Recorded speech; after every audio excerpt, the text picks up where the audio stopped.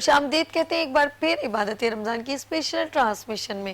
اور ابھی آپ دیکھ رہے تھے چھوٹی سی نیکی کا سیگمنٹ علی ابراہیم آئی ہاسپٹل. ان کا کانٹیکٹ نمبر بھی چل رہا ہے, آپ ان سے رابطہ کیجئے اور اپنا چھوٹا سا حصہ ملا لیجئے. اور بات کروں گی کیونکہ آل کراچی نعت کمپٹیشن ہو رہا ہے اور ابھی تک میکسیمم ہم نے 10 بچوں کی آواز سنی اور ڈفرینٹ ہمارے چھوٹے چھوٹے سیگمنٹس بھی ہوتے ہیں اور میں اس پہ چلوں گی کیونکہ ہمارے پاس ایک اسپیشل گیسٹ ہوتے ہیں. بچے بھی موجود ہیں, کہتے ہیں موقع بھی ہے, محل بھی ہے اور بات بھی ہے اور گفتگو بھی ہے اور کہانی بھی ہے. تو جو ہمارا روزہ کشائی کا سیگمنٹ ہوتا ہے اس میں ہمارے اسپیشل گیسٹ ہوتے ہیں محمد وحاج زیدی, سید محمد وحاج زیدی, جو آج اس وقت جو ہے کہانی جو سٹوری سنائیں گے, قصہ سنائیں گے, آج سارے بچے سنیں گے. السلام علیکم. وعلیکم السلام. کیسی ہیں آپ؟ کیسے ہیں؟ کوئی اسپیچ کر رہے ہو؟ بولے آپ نے کھڑا کیا نا, میں کیا کروں. میں نے کھڑا کیا. میں نے مجھ پہ الزام لگائے نا. ہاں جی, تو اس لیے کیا کہ تاکہ ایزیسٹ بچے آپ کو دیکھیں گے جب آپ پیاری سی سٹوری سناؤ. مجھے آپ وہاں بٹھا دی, وہاں سے بھی دیکھ لیتے. تو پھر ان کو مدنی صاحب کو اٹھانا پڑتا ہے. مدنی صاحب کے وہاں برابر میں بیٹھ جاتا. سنا ہے مدنی صاحب بیٹھنا چاہ رہے ہیں برابر میں. اچھا, ان کا بھی یہی اوپینین تھا کہ آپ وہاں کھڑے ہو کے پڑھے. دیکھ لیں میں اب 2 ووٹ ہو گئے ہیں, 2 ووٹ ہیں, ٹھیک ہے. چلے جی بسم اللہ کرتے ہیں. ووٹ ارش بھائی انہوں نے پہلے مجھے کیا تھا. ان کا ووٹ ارش بھائی ہماری ویلیو ہی نہیں ہے, کیا کریں. چلیں جی, ہمارے ڈائریکٹر پروڈیوسر کی تعریف آپ نے کر لی, بہت شکریہ. اب ووٹ بینک آپ کا بڑھ گیا. اب آپ سنائیں جی. یہ بچوں یہ ہیں وحاج سید وحاج زیدی صاحب, اور یہ ہمیں بہت اچھے اچھے قصے سناتے ہیں, کہانیاں سناتے ہیں انبیاء کرام, صحابہ کرام اور پیغمبران دین کی. آج کیا سنا رہے ہو میرا بچہ؟ آج میں آپ کو سناؤں گا حضرت موسیٰ کی کہانی. اوکے. بازی ہر طرف بچے کی ہی بہاریں ہیں, بچے ہی بچے ہیں اور بچے من کے سچے. تو آج میں آپ کو سناؤں گا ایک ایسے بچے کی کہانی جو ہے فرعون کے دربار میں پلا. تو سیبی باجی کہانی کچھ یوں ہے کہ ایک جو فرعون تھا وہ بنی اسرائیل پہ بہت ظلم کیا کرتا تھا. جب اس کا ظلم بہت بڑھ گیا تو ایک دن اس نے اپنا جادوگروں کو بلایا تو ان لوگوں نے اسے بتایا کہ اے فرعون, ایک بچہ پیدا ہوگا کہ جو تمہاری حکومت کو نیست و نابود کر دے گا. اب جیسے ہی فرعون نے یہ بات سنی وہ پریشان ہو گیا. فوراً سے حکم دیا فوج کو کہ جتنے بھی بچے ہیں ان سب کو قتل کر دو, کوئی بچہ مجھے نظر نہ آئے. فرعون کے حکم سے بہت سارے بچوں کو قتل کر دیا گیا, لیکن خدا جو چاہتا ہے وہ ہو کے رہتا ہے. اب کچھ دنوں بعد جناب موسیٰ کا ظہور ہوا. خدا نے جناب موسیٰ کو عرش سے فرش پر نازل کیا. ان کی والدہ نے انہیں ایک صندوق میں بند کیا اور دریائے نیل میں چھوڑ دیا کہ اب خدا ان کا حافظ ہے.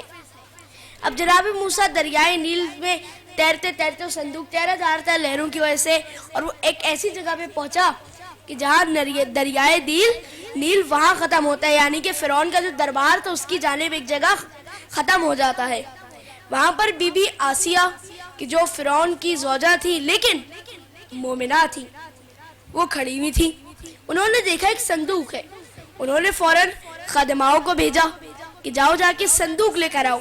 ساری صندوق لے کر آئی. اب صندوق کو کھولا گیا تو اس میں سے ایک بچہ نکلا. اب وہ بے اولاد تھی تو انہوں نے فرعون سے کہا کسے ہم رکھ لیتے ہیں. فرعون نے پہلے تو بات مانی نہیں, پھر اس نے کہا اچھا رکھ لوں گا لیکن ایک امتحان لیتے ہیں. اس نے فوراً آگ لگوائی اور دیکھا کہ جناب موسیٰ کیا کرتے ہیں. اس نے دیکھا کہ جناب موسیٰ نے اس انگارے کو جس میں آگ لگی ہوئی تھی اسے اپنے ہاتھ میں لے لیا. اللہ, اس وجہ سے لیا. اس نے کہا اب اسے رکھ سکتے ہیں. کیوں؟ کیونکہ بچے چمکتی ہوئی چیزوں سے اٹریکٹ ہوتے ہیں, اسے اپنے پاس کھینچ لیتے ہیں, اسے اپنے پاس رکھنا چاہتے ہیں. اور وہ جو کوئلے کا آپ کے ہاتھ میں داغ بنا تھا اس جلتے انگارے کا, وہ داغ ایسا خدا نے اس کے اندر ایک معجزہ دے دیا. ایسا معجزہ کہ وہ اندھیرے میں جب اپنا ہاتھ آگے بڑھاتے تو ہر جانب اجالا ہو جاتا, روشنی پھیل جاتی, راستے میں روشنی آ جاتی. سبحان ہے. اب جناب موسیٰ فرعون کے دربار میں پرورش پاتے رہے. کچھ عرصے بعد جب وہ تھوڑے بہت بڑے ہو گئے تو انہوں نے تبلیغ دین کرنا شروع کی. جب تبلیغ دین کی تو ایک دن خدا نے ان سے کہا کہ تم اپنے بھائی ہارون کے ساتھ فرعون کے دربار میں جاؤ۔ اب وہ جناب ہارون کے ساتھ فرعون کے دربار میں گئے۔ خدا نے کہا کہ میری بیان کرو، تو انہوں نے بیان کرنا شروع کی، خدا کی شان بیان کی کہ خدا ایک ہے اور تم خدا نہیں ہو سکتے، خدا چاند اور سورج کو خلق کرنے والا ہے۔ اگر ایسا ہی ہے تو خدا جو سورج کو نکالنے والا ہے تو اسے سورج کو ڈبا کے دکھا اور نکال کے دکھا۔ اب فرعون پریشان ہوا، اس نے کہا اپنے خدا کی کوئی نشانیاں تو دکھاؤ، کہ یہاں تو رب تو میں ہی ہوں۔ تو اب انہوں نے اپنا وہ جو عصا تھا، ید بیضا تھا، اسے زمین پہ رکھا۔ ان کا دو معجزات، ایک ید بیضا اور ایک وہ عصا۔ ید بیضا کی خاصیت یہ تھی کہ جب وہ اندھیرے میں ہاتھ آگے بڑھاتے تو روشنی پھوٹتی، اور اس عصا کی خاصیت یہ تھی کہ جب اسے اس زمین پہ رکھتے تو ایک اژدہے میں تبدیل ہو جاتا۔ انہوں نے پہلے اپنا وہ عصا رکھا تو وہ اژدہے میں تبدیل ہو گیا۔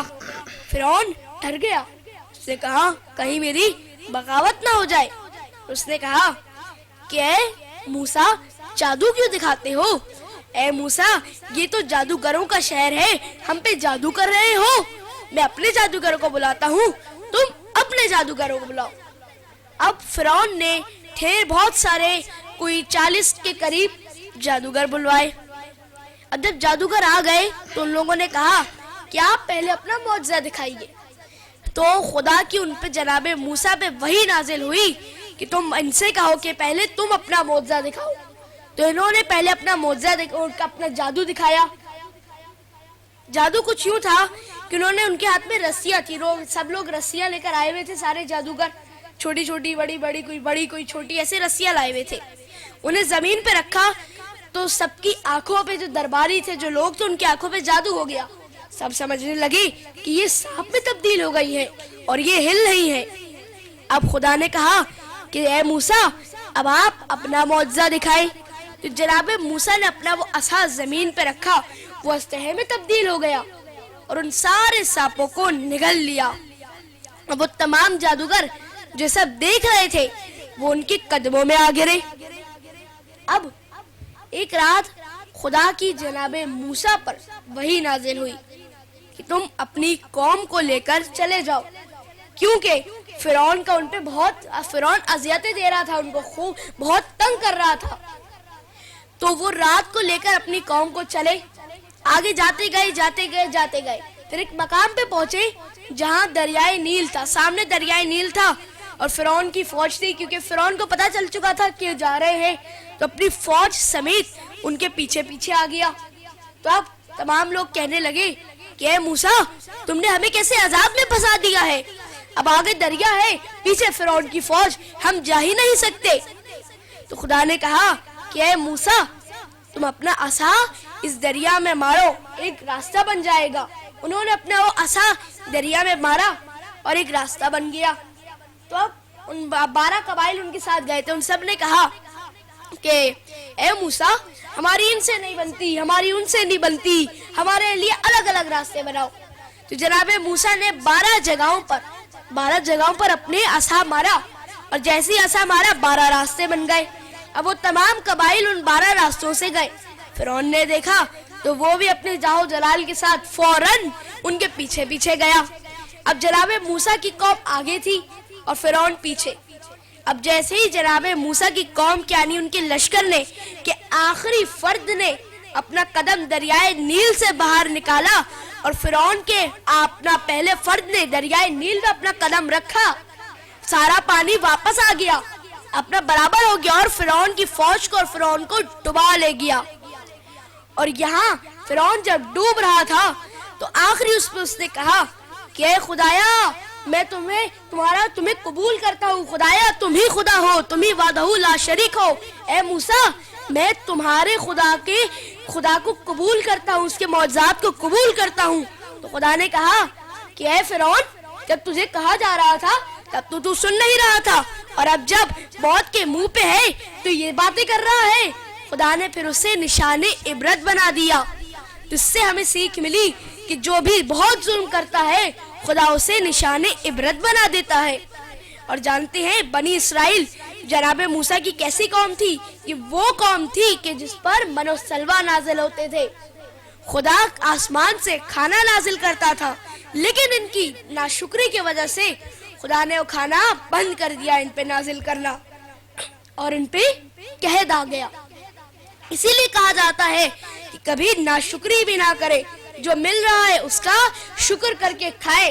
खुदा कहता है कि अगर तुम शुक्र करके खाओगे तो मैं तुम्हें और अता करूंगा, और अगर तुम शुक्र नहीं करोगे, तुम उसमें और वो करोगे कि हमें और मिलना चाहिए था, और मिलना चाहिए, तो तुम उसका शुक्र नहीं करोगे तो जो तुम्हें मिल रहा है मैं तुमसे वो भी छीन लूंगा।